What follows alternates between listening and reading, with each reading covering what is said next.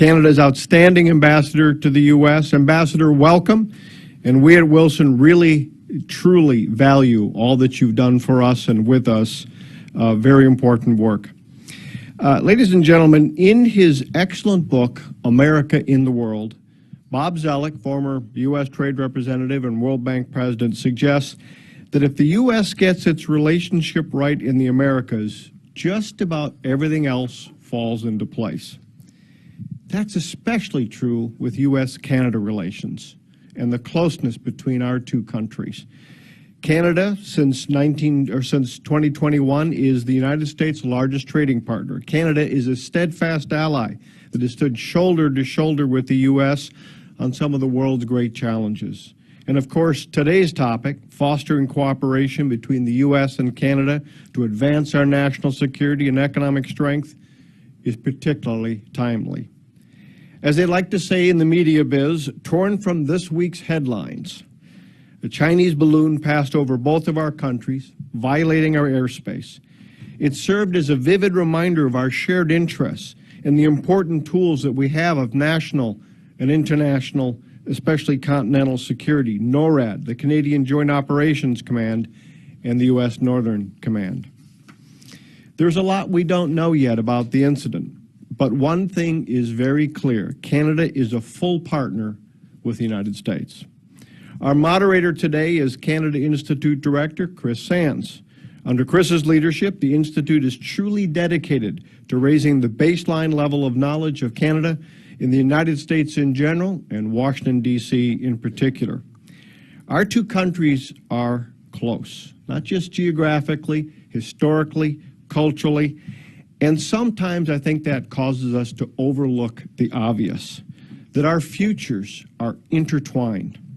Chris will facilitate a discussion that will cover all of those issues and that intertwined future. And we have two very distinguished guests with us to lead that conversation. The Honorable Anita Anand is Canada's Minister of National Defence and the Minister of Parliament for Oakville, Ontario, since 2019. She previously served in the Cabinet as Minister of Public Service and Procurement. Joining Minister Anand is the Honorable François-Philippe Champagne, Canada's Minister of Innovation, Science and Industry and the Member of Parliament for St. Maurice-Champlain in Quebec. He previously served as Minister for Foreign Affairs, Minister of Infrastructure and Communities, and Minister of International Trade. It's obvious that our two guests bring a wealth of knowledge to topics that matter to both countries, not just right now, but for the rapidly emerging challenges and opportunities that lie ahead.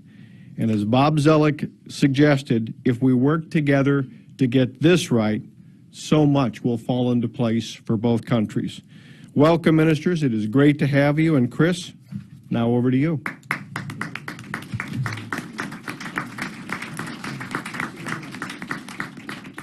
Thank you very much, Mark. And I have to say, your leadership has made it easy to do Canada here because you support us so much, and I really appreciate that. And I really appreciate our guests today. So you've heard them introduced. I want to start with you, Minister Anand. You've had an amazing, for an academic, law professor, you've had an amazing career. When you were Minister of Procurement, you were figuring out how to deal with COVID, find PPE, find vaccines. Then you go to defense. And at defense, I made the list here. You only took over the portfolio in October 2021, and you have since secured $8 billion more of defense spending. You have recommitted to NORAD modernization and kept that on track, which is huge. You have an Indo-Pacific strategy that anticipates a more robust military activity in the Indo-Pacific, including partnering with Japan and South Korea, sort of a North Pacific strategy, but also 3 frigates that can be permanently stationed out there, which is impressive. And you got the F-35 actually finally purchased, which is a Gordian knot for those of you who don't follow this, and she really solved that. With all of that achievement behind you, what's your message here, and how do you want to approach the Canada-U.S. relationship? Well, first of all, thank you so much for having us here today. We're just thrilled to be able to have a conversation with everyone in the audience today. And I'll just say that, as you mentioned, I was an academic before entering politics. I sometimes am very nostalgic for those days. but I will say that during that time, I did come to the Wilson Center as an academic. So it's great to be back, and it's great to have a conversation with everyone today. You know, part of what brings us here today is really the interconnected nature of our economies and our defense relationship. And François-Philippe and I sit together in the House of Commons, and when the heckling gets too much, we tend to revert to the items that really interest us, which is ensuring that we have resilient supply chains, because our economic prosperity is dependent upon our national security. So from that standpoint, I have also been very closely aligned with Secretary Austin, whom I'll be speaking with a little later on today. And on a number of items, including some of the ones you mentioned, we are working very closely to ensure that we are delivering. So, for example, military aid to Ukraine. That has been obviously at the top of all defense ministers and indeed leaders' minds over the past year, at least. But it's important to note that Canada actually has been present in Ukraine, training Ukrainian soldiers since 2015. We've trained over 35,000 Ukrainian soldiers since that time. And so what brings me here today is really to ensure the resiliency of the binational supply chains, but also to speak for the importance of Canadian businesses in a time when we need to ensure that as allies we rely on each other because of the changing global strategic environment.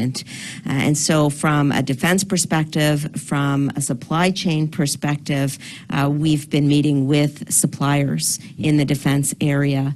And I would be remiss if I didn't highlight once again the F-35 announcement that I made earlier in January for the purchase of 88 future fighters for Canada.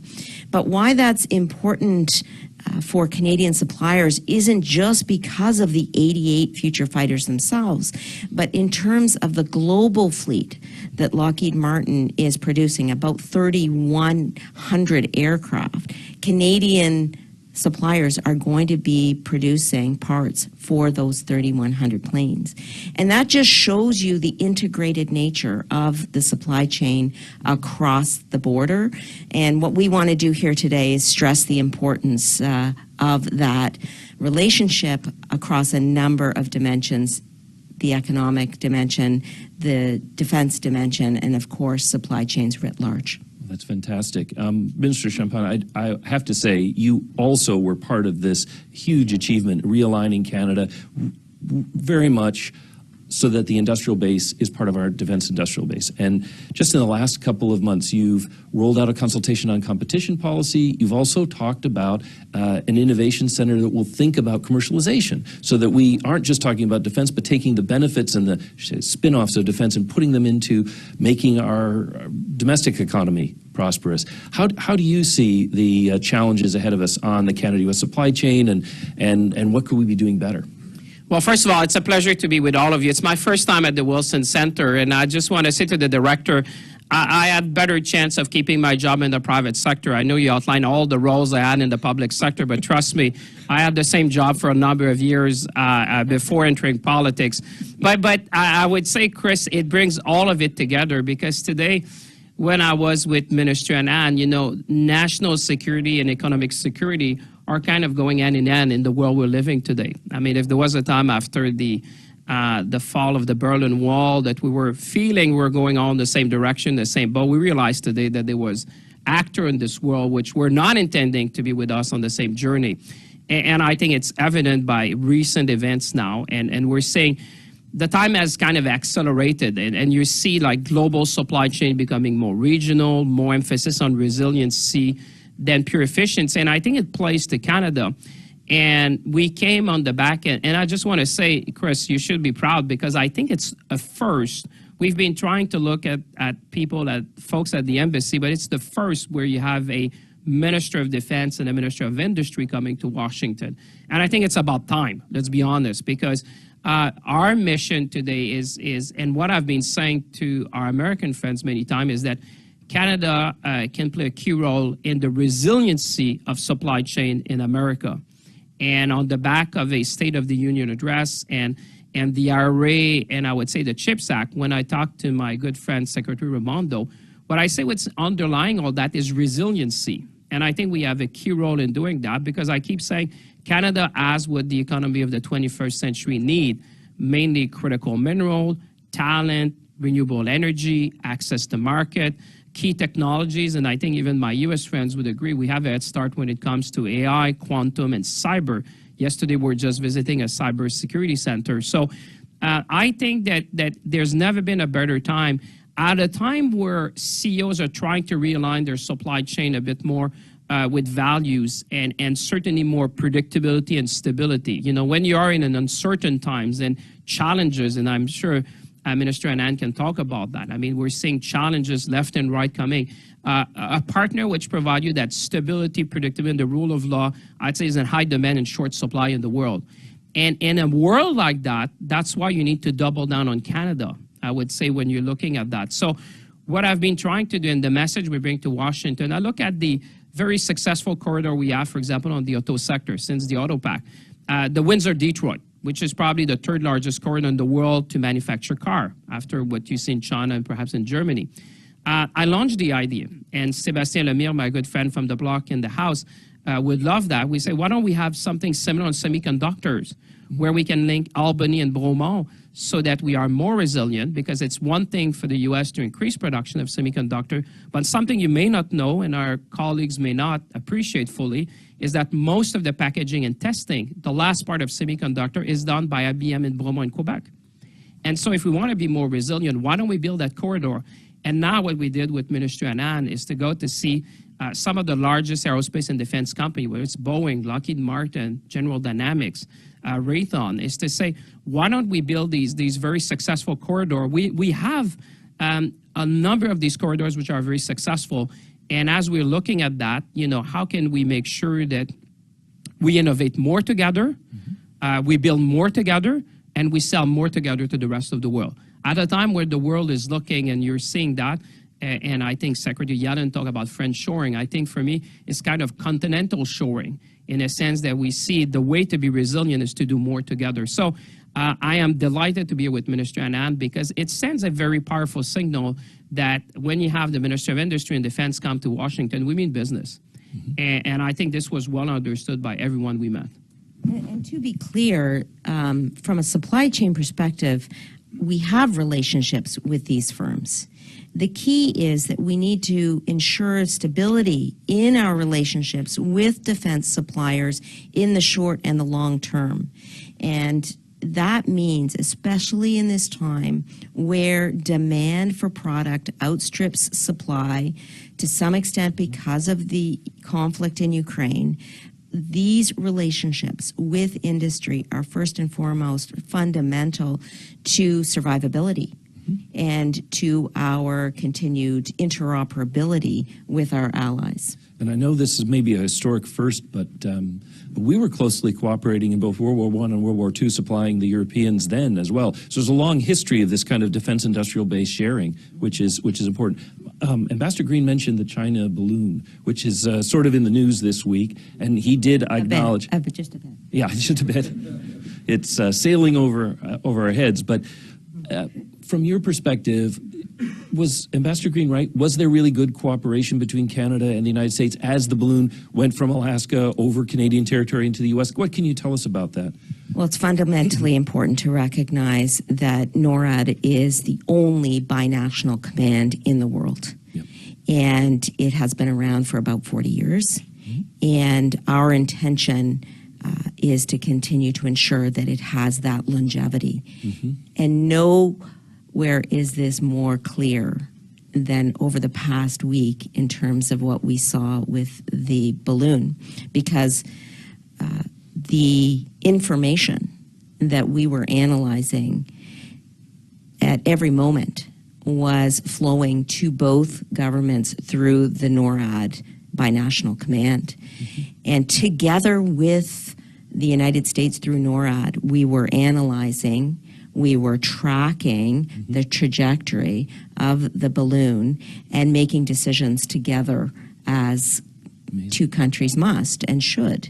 And so what does it mean? What does it highlight? It highlights that the longevity of continental defense through NORAD is of the utmost importance. And in fact, it didn't take the balloon to make us recognize this. Obviously, last June, we announced that we would be spending almost $40 billion on upgrading our continental defense and modernizing NORAD, which will include building a Northern Approaches surveillance system to eventually replace the North Warning System, to ensure that we have the state-of-the-art radar systems that are necessary in these times. And so from a command and control perspective, from a defense research perspective, modernizing NORAD is going to be absolutely fundamental. So the balloon incident really just further highlighted the importance of NORAD as a binational command. That was a fantastic illustration. Minister Champagne, I want to come back to China with you because you made headlines pretty much worldwide by ordering... Happens from time to time. Well, this was a big one. My phone blew up in the morning when you ordered the divestiture of Chinese interest in 3 critical minerals companies. Can you talk a little bit about that and also about critical minerals, which is something we've been hearing Canada has a lot, the U.S. has a lot. How do we get those into the market? Yeah, and you know, just to go back to your previous question, I was thinking about CDR when you talk about the Second World War.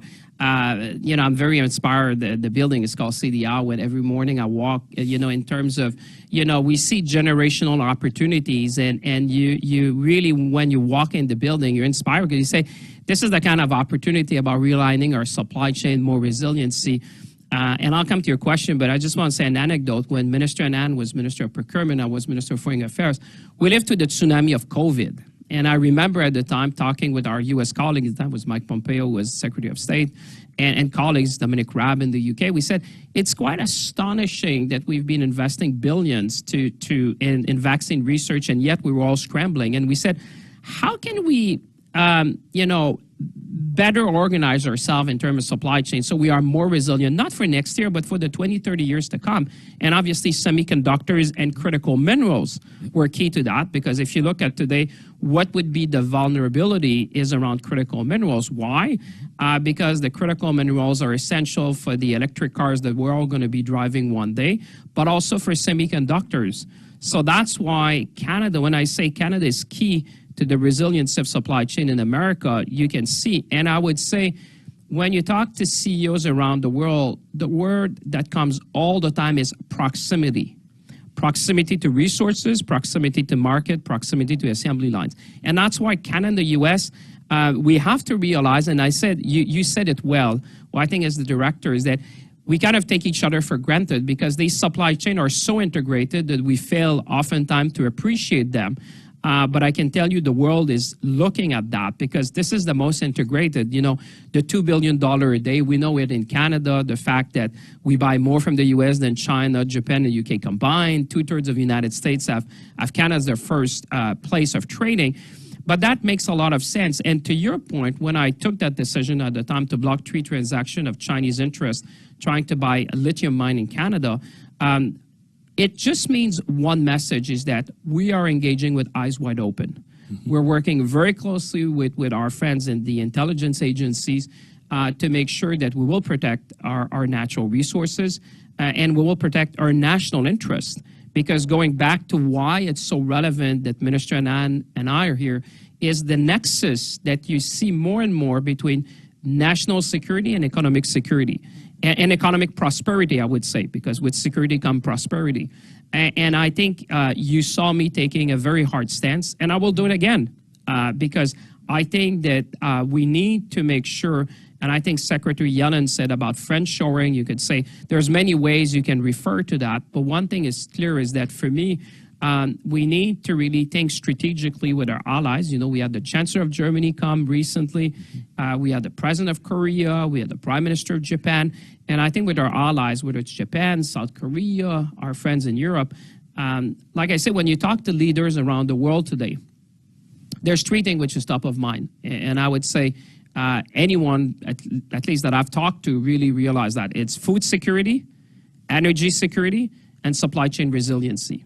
Yeah. And that is driving a lot of what you're seeing around the world, and that's why the work of Minister Anand is so critical, our engagement in the Asia-Pacific region, because you think about food security and energy security, that's really top of mind. So we are at an inflection point where I think we need to make sure that we are eyes wide open, that we modernize also. I mean, Minister Anand knows that very well from our previous work. We're now also modernizing the Investment in Canada Act to make sure that we'd be more nimble, we're more agile. Why? Because we see some actors, state and non-state actors, trying to be outsmarting sometimes our democracies in ways that we need to protect against. And I think the decision we took, whether it's on 5G when it came to Huawei, the decision we're taking now with respect to trying to take over lithium mines, I think that you're seeing our Five Eyes partner, and generally I think our trading partners, to really come to terms with that. And I think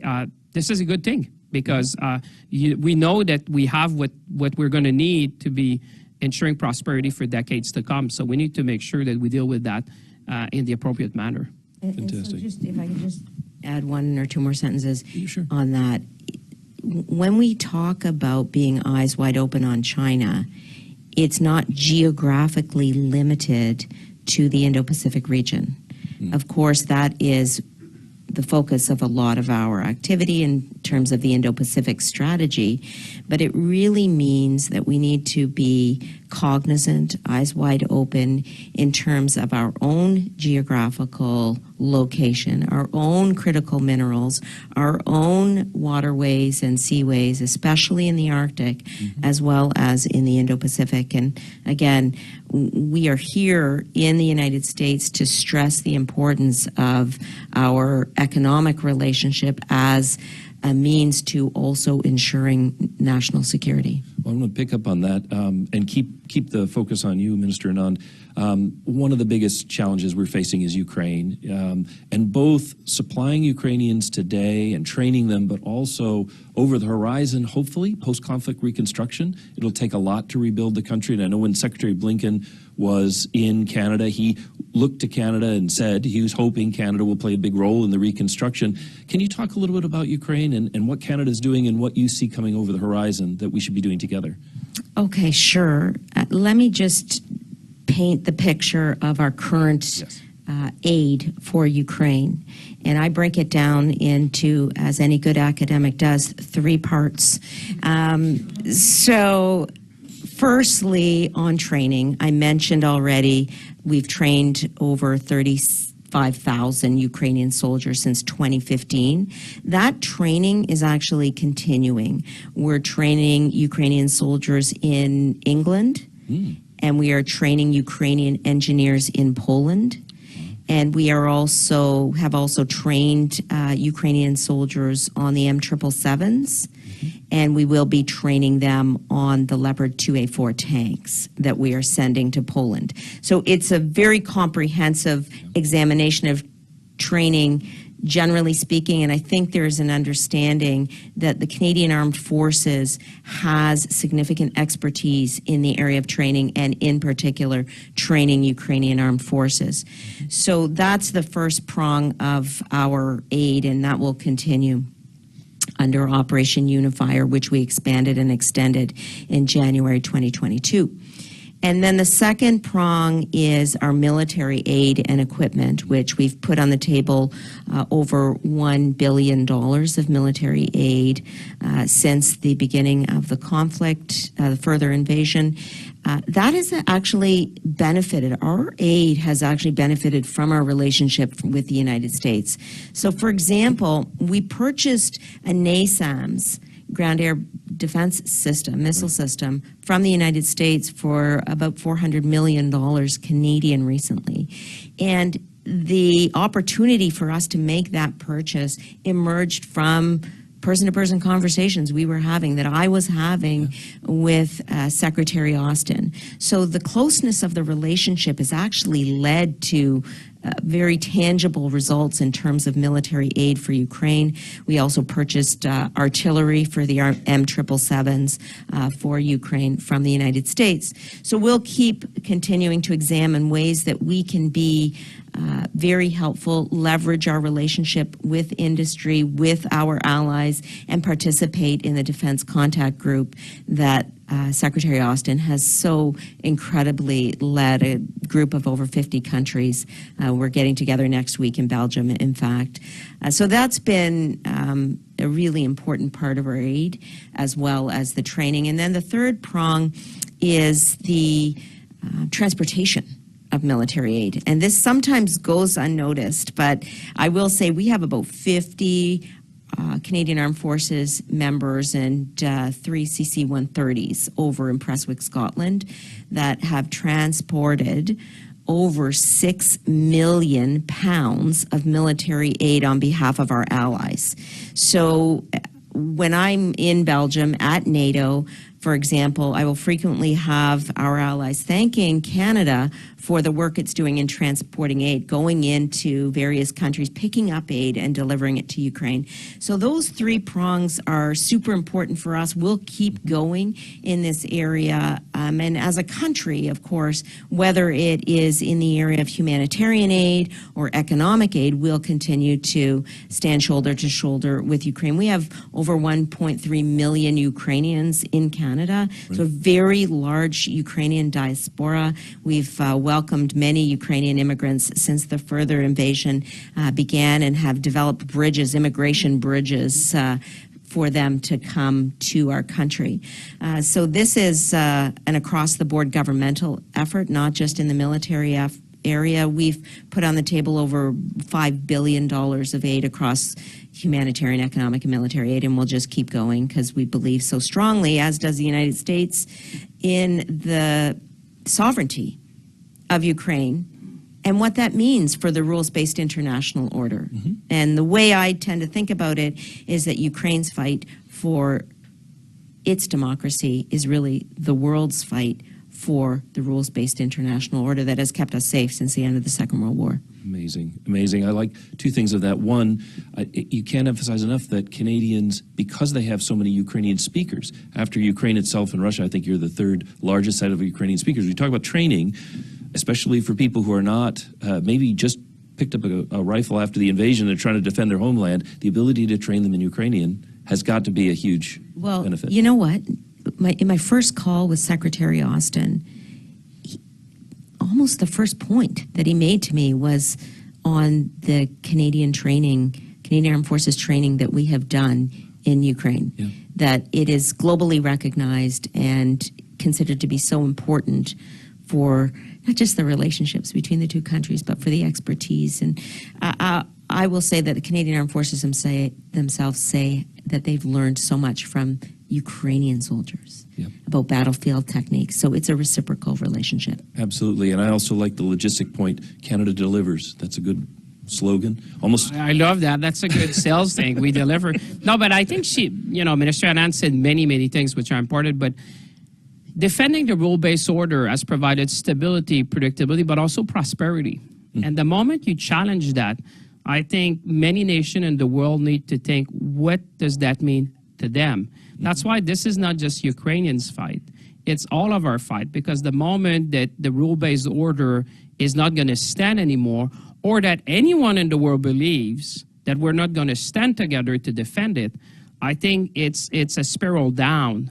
And we need to really engage, and that's why Canada and Minister Anand has been chiefly so engaged in that. And I think the world noticed it, and we need to be very cognizant that there is a, I've heard, I think, was it Jan Stoltenberg said recently, yes, we may pay with dollars in the way our contribution, but these people pay with lives. And so the least we can do is to be there to support. And I think it's remarkable what Canada has been doing, punching above its weight, the way I'm not sure everyone realized everything that Minister Anand said in terms of the logistics, and there's many ways to contribute. I remember when I was foreign minister, people often look at different things, but I would say these things which are enablers are very significant in the battlefield. And so that's why I think colleagues and I'd say allies recognize the role of Canada. Well, I want to follow up on that because one of the interesting things is if we pull away from China, the little bit of decoupling we sometimes say here, we're adding to cost.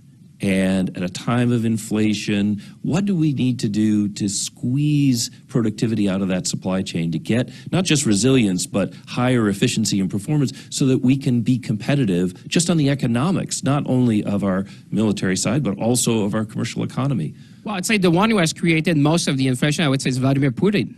Because the war in Ukraine had an impact. If you look at the energy price in Germany, if you look at the inflation in the UK, if you look at the price of wheat, I mean, when you touch on two things, which is food and energy, that's kind of the perfect storm. Yeah. And I would say, the inflation, we're all paying, by the way. Citizens in our economies are all paying for that level of inflation. When you're looking at the number of X in terms of the cost of energy in Germany, I was just in the UK recently.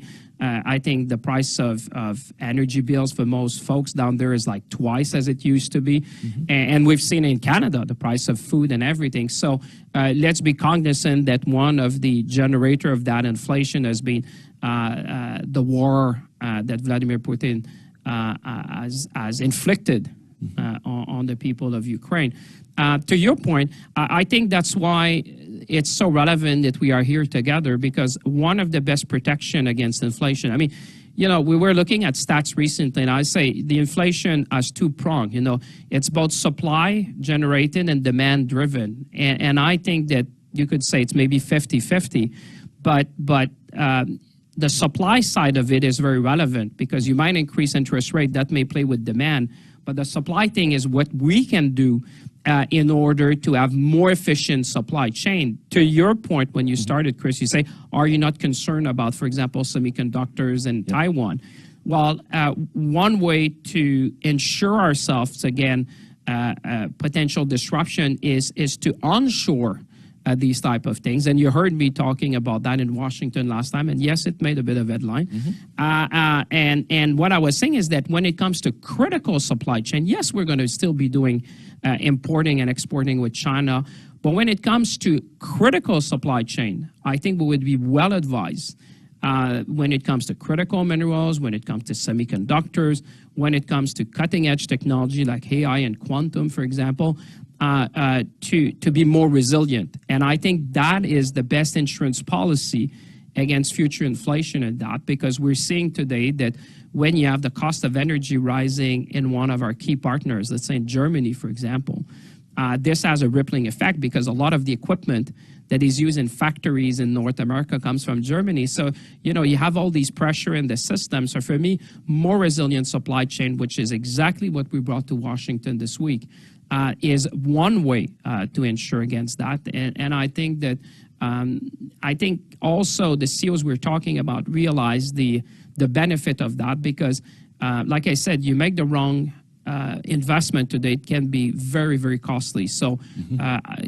there's something to be said when you're very stable and predictable in a very challenging world. And I think we can lead in terms of these critical supply. And I would say, and I'll stop there, but the other, if I may use, challenge or war that you may see is on norms and standards.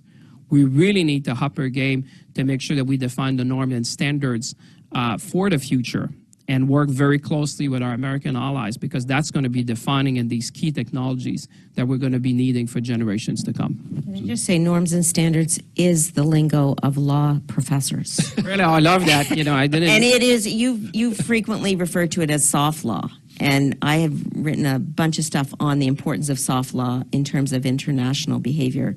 So, well, I love it. I should have read your. No, maybe I'll have a book. After this talk. We can co-author something. You see, Chris, what you're generating. Clearly. The world will be so happy to have more academic writing. I think that'll be great. Segue into politics. So I have another question for you, and one of the things that's been happening at Wilson, we've been very fortunate. A man named Sadek Waba, who's one of President Biden's infrastructure advisors, has created for us the Waba Institute on Strategic Competition. And the underlying principle of this is that to win a long, great power rivalry, you have to make sure that you are being strategic with the use of industrial policy, the building of infrastructure.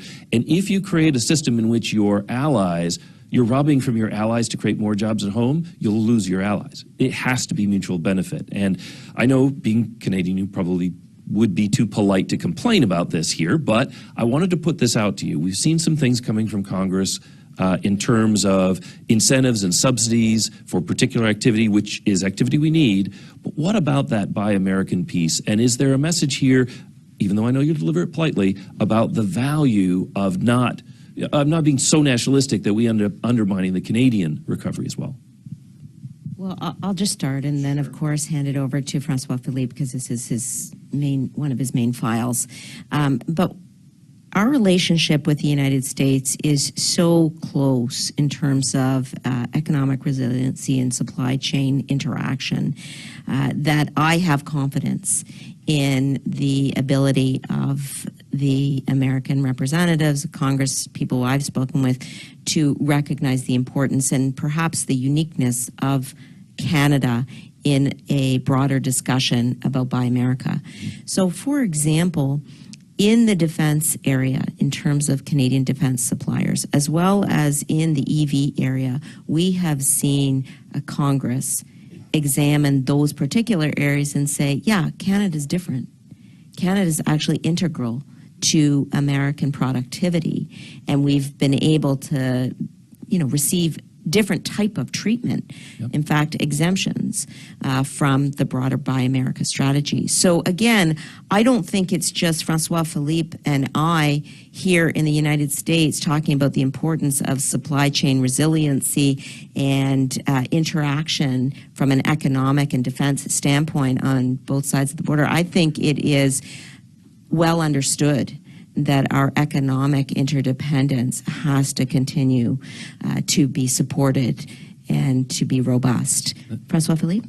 Yeah, well, I would say oftentimes, Chris, when I meet folks here in Washington, I remind them that a decision on one side of the border will always have impact on both sides of the border. And that the best way to preserve jobs in America, the best way for us to innovate, the best way to sell more to the world is to work together. The integrated nature of our supply chain dictates that. When you talk to CEOs, they'd say, you guys can say, there is a political discourse on both sides of the border, but when it comes to the actual implementation and the reality, we saw it when it came to vaccine. You look at a vaccine, you have what? I remember in the Pfizer, I was minister at the time of foreign affairs. I think there's 62 components in a Pfizer vaccines. So you need that fluidity in the supply chain because otherwise you can't deliver the vaccines that you needed at the time. So for me, I think that, like I said, you always have to think as Canada in a different way, perhaps than some of our partners, because the way our supply chain works. For example, let's take in the EV vehicle. Mm-hmm. The fact that we're going to have like a battery ecosystem on both sides of the border is a good thing because the factory in the north will depend mostly on some of the battery manufacturing capacity in Canada in the northern states. But it's sometimes forgotten, and that's an example. The cars that are manufactured in the northern states sometimes would cross the border 5 to 6 times before they go to a customer in the U.S. So these things are a reality. So I've never seen, for me, a competition between our two countries because for me, the big prize, as I always say, how can we innovate more together? Think about AI, think about quantum, think about cyber. The amount of investment we need to make to win is something that we need to do together. And I would add few allies with us in that. Then you say we need to manufacture more together, the point of President, but I agree with that. That's why we need to onshore that, but there's going to be pieces on both sides. My example of semiconductor is telling. You want to win, you want to have more resiliency. Well, we need, if you increase your production of semiconductor, we need to increase our production of testing and packaging in Canada. And the same thing that we're going to be doing now in aerospace and defense, because that is the way to ensure prosperity on both sides. And I think there's a uniqueness in the relationship between Canada and the United States that even in my former role that you can't really find anywhere in the world. Even if I was to look in Europe or elsewhere, that interconnectivity, you know, the fact that we always say we're friends, allies, and partners, that's very meaningful. And in a world which I think trade agreements are not going to come by very often, you have to realize Canada is the only G7 country with a free trade agreement with all the other G7 nations. So it serves sometimes U.S. companies because they say, Minister, we're going to have plants on both sides, but we use our Canadian plants, for example, to sell in Europe. So it's mutually beneficial. That's my point, is when I hear that, I say, let's think more on a continental base, because that's the best way to preserve jobs, to create jobs, and to win.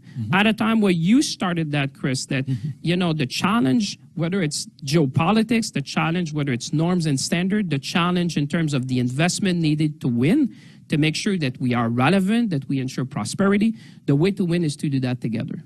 And I think the key word is interdependency. So I already gave the example of the 31 aircraft that comprises the global fleet of the Lockheed Martin F-35s.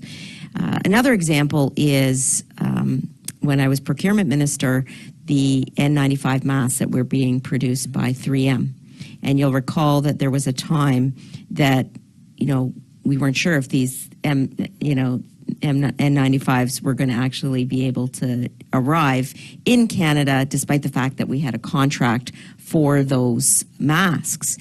And what was quickly recognized, and why the masks did ultimately flow to Canada as required under contract, is that there are raw materials in those masks that derive from Canada.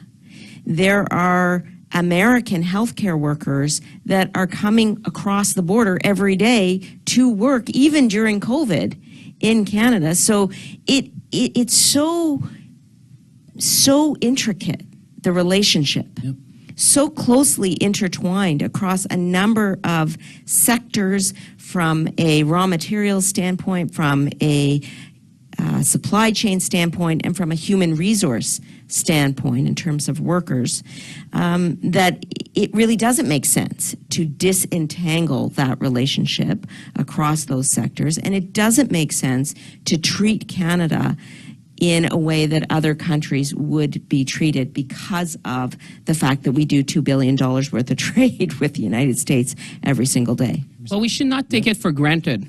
And I think that's why I thank you, Chris, and the Wilson Center and everyone which is here this morning. Let's not take that for granted, because that is really key for our prosperity for generations to come. It's easy for us to say it now, but I think in the world where the world is watching in many ways, I think let's not take that for granted. I think the director said at the beginning, we're so close that we kind of, it's family, so we take kind of each other for granted. But that integration that Minister Anand was talking is key to win in the economy of the 21st century. We're living to the greatest transitions ever, the green transition and the digital transformation. And the way to win is to work together in that, because we have industries on both sides. So my point is that that's exactly why we're here, because it might be something intuitive when you're talking at the Wilson Center, but we need to make sure that workers, that unions, that everywhere around North America understand that the best way for us to win is to win together. Absolutely. Now, we have a very distinguished audience, and sadly, not a lot of time for questions, but I'd like to invite questions from the audience. If we have two very nice, superb interns, if I may say. They're great with microphones. So if you could signal to one of them, we could take maybe a question or two from the audience before we wrap. We can do it in French or in English, or even Italian if you want, and maybe other languages. You know, we're Canadian. Any brave souls? Yeah, there we are. Yes. Hi, thank you so much both for being here and for sharing your thoughts. My name is James Colligan. I'm with Beacon Global Strategies, a national security consulting firm here in DC. Monsieur le Ministre, cette question pour vous. You mentioned continental shoring, which I thought was a fascinating framing.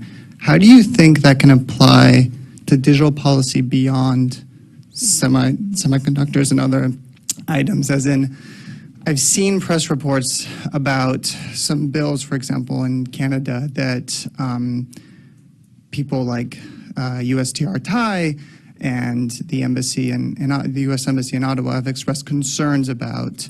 So how can we apply your framing of continental shoring to a digital policy realm beyond essential supply chain issues in the tech space?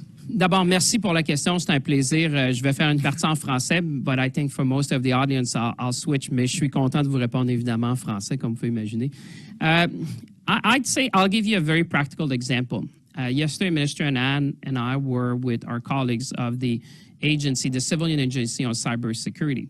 And to your point about the digital world, and we were brainstorming as to what we could. I'm always trying to find ways we could do more together. You know, I reached out to the FTC chairwoman, the same thing with the FCC, because, for example, I'll give you when we had the hurricane and we had outage, for example, on our networks, I said, you know, we should be working together because the hurricane comes on your coast and eventually to our coast. Is there a way we can push equipment one side of the border, for example? I saw the Federal Trade Commission, for example, in terms of competition to bring price down, and we've seen in the food industry and the container industry. And it goes to the point of Minister Anand. I often say, as minister, people are very sometimes focused on legal power, and I like to use soft power, where, you know, our voice matter when we speak for people and saying, you know what, we found this to be disturbing, and I want to do more with our U.S. friends. So I'll give you a very practical example. So yesterday we were saying, what could we do, for example, on cybersecurity, you know, and cyber hygiene and how we could do it, and say, why don't we come, for example, with a set of guiding principles that we could suggest to companies on both sides of the border? Because one thing which is costly to business that we hear very often is the fact of regulatory framework that are different from Canada and the United States when you operate a business on a continental basis, let alone you have 50 states, 13 jurisdictions in Canada.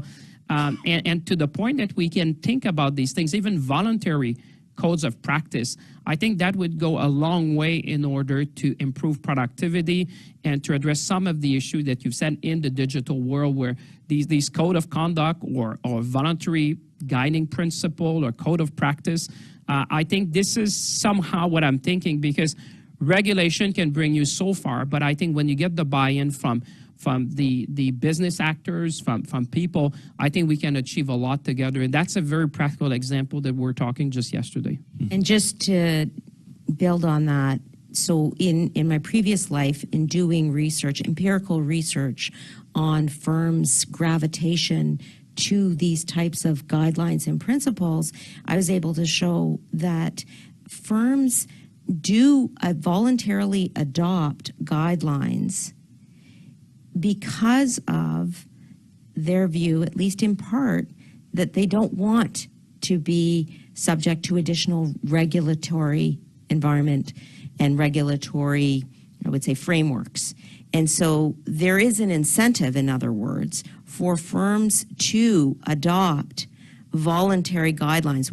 I was looking at Canadian firms' voluntary adoption of Sarbanes-Oxley type measures in Canada, despite the fact we didn't have Sarbanes-Oxley. So that just goes to show you that in other sectors also, there is an incentive for firms to adopt these voluntary guidelines. So one of the ideas that François-Philippe and I had that we will be working on in the Canadian context now is coming out with that for not just the 300 largest companies on the TSX, but for small and medium-sized enterprises also, who also need to ensure that their cyber security is top of mind.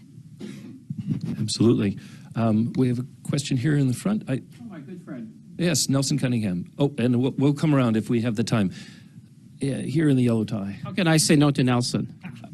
I don't know. Known him for so long. It's a pleasure to see you in so many roles. We first met in the context of the Banff Forum up in Canada, which is a fabulous forum that brings together Canadians from all over the country, and occasionally they invite a friendly American up to try to explain America to them, and I've failed multiple times. Well, we keep inviting you anyway. Thank you.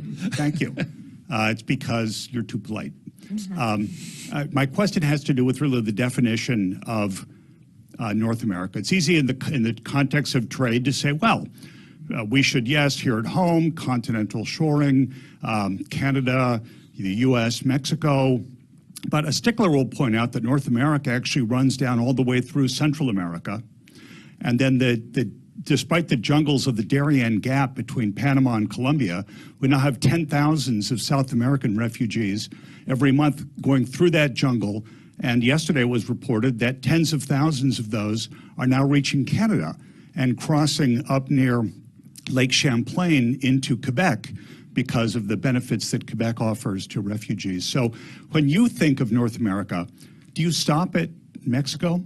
Or is there a thought that perhaps helping economic security in Central America and South America could also be good for Canada, just as we believe it would be good for us? Well, as a former, I think the first time we met, now I was not yet minister, but, I started as Minister of International Trade. That was my first job. And I'm one who believes that you need to create the opportunities in these countries. That's why when we were with talking about the Pacific Alliance or Mercosur, making sure that, we could provide a framework for investments to go both ways. And to your point, I think that we need to do more with respect to creating opportunities on a continental base. Sometimes I'll tell you something, I was really sometimes shocked when in my previous role when I was saying, you see blocks which align a bit more, and oftentimes thought, we should really align more with our colleagues in South America and Central America. I mean, Canada, if you look at the Caribbean, CARICOM, for example, we the Second World War, I mean, I remember, I think Canadian ships were the one resupplying all the Caribbeans. I mean, we have an historical role to bring our colleagues in the CARICOM and certainly have that level of influence, which certainly would be needed at a time. And you're not without knowing that other states are trying to come in South America, in Central America, in the Caribbean. And I think that's probably for us in the United States to really think about, what we, the opportunities we create here, how can we extend them as well, and how can they be part of this big economic bloc, that we've been trying to create for a long time, this north-south bloc between North America down to Central America to South America. The two trade agreements are helping. Do we need to do more? Definitely, because I think, and I'll go there, if you think about critical minerals, I mean, we all know that there's a number of them there, and there's very interesting markets. That's why Canada has always been, as a nation of 38 million people, we've always been prone to trade agreements. And today, like I said, when I talk about Canada, and I leave it there, I never say come in Canada because we have a market of 38 million people, but I say when you come to Canada, you have preferential market access to 1.5 billion consumers in the world. And that is a real distinguishing factor. So how do we... I think it starts at home, to be honest. We need to figure out that between our friends in the United States, Canada, and then Mexico, and then see what we can do, and perhaps making sure that we have more alignment. I remember talking about standards and norms that Minister Anand knows well. How can we be together in these international fora to make sure that we think more on a continental basis, if you want, down to Central America and South America in terms of who do we want to put to govern, for example, these governing bodies on standards and norms? And I think our interests are very aligned, but there's more to be done in that front, definitely. And Minister Anand, can I pivot that a little bit to you? Because one of the other things that's been in the news this week is Haiti. And Canada's been providing armored personnel carriers and some overflight. Is that something that you intend to continue? I know trying to support the Haitians, it's very tough on the ground there. So, the solutions on Haiti have to be Haitian-led. Absolutely. And we're very cognizant of the importance of listening and learning and ensuring that whatever aid we put on the table is going to be useful. So, as you mentioned, transporting armored vehicles, which we've been doing over the past number of months, the overflight of the CP-140 Aurora recently, as well as ensuring that we have a continuous flow of information from Haiti about what is happening on the ground so we can better inform our choices about potential aid. And so from that perspective, our ambassador to the UN, Bob Bray, has been visiting in Haiti, has been reporting back to the Canadian government to ensure that we are doing what is useful for Haiti. But it is an extremely complex situation. We have been on the ground in previous instantiations of need, but again, we're being very cautious, and we want to make sure that we are cooperating with, for example, CARICOM, and from that perspective, our Prime Minister is very engaged on this file also. Well, it's a great way to end today's discussion because it really focuses on how Canada steps up and is an ally, not just on the bilateral, but on the global scene, and not just in the high-profile files like Ukraine and China, but on the really important files here in the Western Hemisphere. So, ministers, thank you very, very much for coming and sharing all this with us. Thank you very much, everyone. Back again. Thank you very much.